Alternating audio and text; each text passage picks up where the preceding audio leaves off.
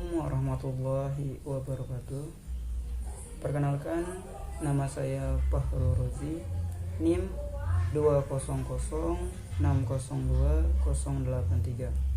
Saya dari kelompok 6, kelas 3C. Di sini saya akan mempresentasikan materi yang saya dapat, yang dimana materi yang saya dapat yaitu tentang abad pertengahan filsafat barat. Yang pertama, di sini saya akan memberikan gambaran tentang sejarah abad pertengahan ini. Jadi abad pertengahan ini ialah yang dimana alam pikiran itu sangat dikepung dengan gereja.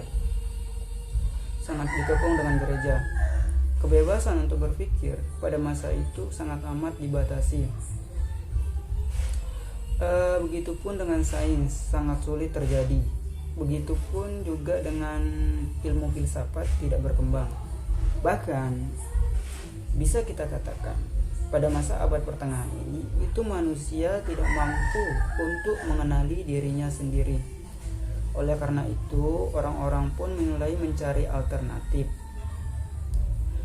Karena pada masa abad pertengahan ini itu ditandai dengan keutuhan, kesatuan, dan totalitas yang koheren, lalu ditampilkan dalam bentuk metafisika dan ontologi. Lalu pada masa abad pertengahan ini muncullah sebuah pemikiran yang modern. Nah, pemikiran modern ini bisa kita pahami sebagai salah satu pemberontak pada masa abad pertengahan ini. Begitupun dengan sejarah filsafat modern. Sejarah filsafat modern ini bisa kita lukiskan sebagai salah satu pemberontak yang intelektual terhadap metafisika yang tradisional.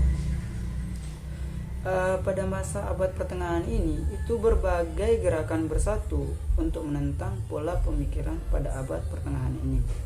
Lalu terjadilah sebuah perubahan yang revolusioner terhadap manusia dan membentuk suatu pola pemikiran yang baru terhadap ilmu filsafat. Pada masa abad pertengahan ini itu muncullah yang namanya zaman Renaissance, yang dimana zaman Renaissance ini dikenal dengan zaman era lahirnya kembali.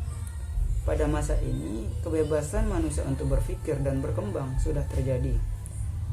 Zaman Renaissance ini pun itu dikenal dengan zaman humanisme, yang dimana maksud ungkapan tersebut diangkatnya manusia dari abad pertengahan dikarenakan manusia itu kurang dihargai kemanusiaannya, karena sebuah kebenaran itu diukur dengan ukuran gereja, bukan dengan ukuran yang dibuat oleh manusia itu sendiri. Kemudian humanisme ini menghendaki ukurannya itu haruslah manusia. Karena kenapa? Manusia itu mampu untuk berpikir atau mempunyai kemampuan untuk berpikir. Dari situ kita bisa bertolak bahwa manusia itu mampu untuk mengatur dirinya sendiri dan dunia. Dan yang kedua di sini saya akan membahas salah satu tokoh pada masa abad pertengahan ini, yang dimana tokoh tersebut bernama Francis Bacon. Jadi Francis Bacon ini adalah salah seorang filsuf dari Inggris.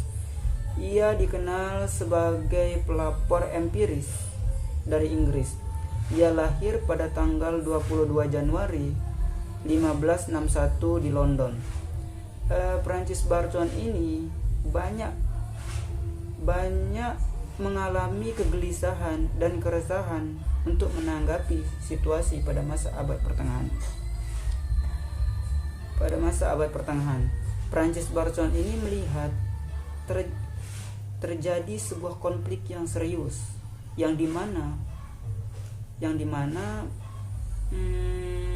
gereja itu menganggap bahwa ilmu pengetahuan itu adalah jalan untuk menuju neraka. Bukan hanya itu, Francis Bacon ini juga melihat nyaris semua orang pada masa itu memiliki intelektual yang rendah.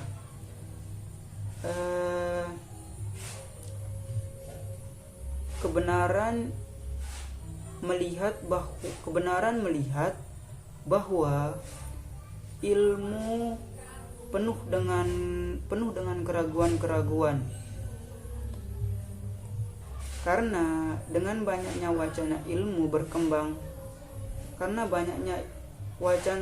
yang berkembang, hanyalah domestik belakang. Kemudian Francis Bacon ini memberi gagasan baru dalam memberi perubahan